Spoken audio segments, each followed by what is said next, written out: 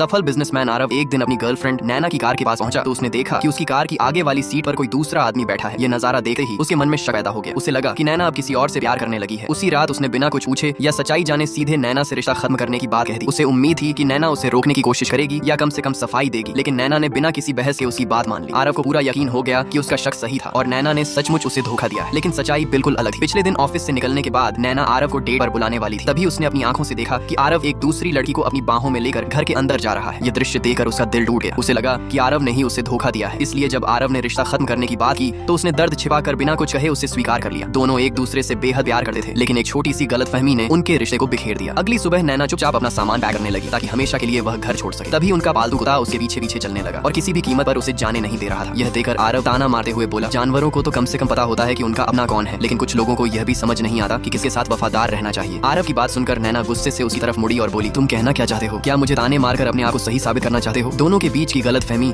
अब इतनी बढ़ चुकी थी कि सच सामने आए बिना उनका रिश्ता टूटना लगभग तय लग रहा।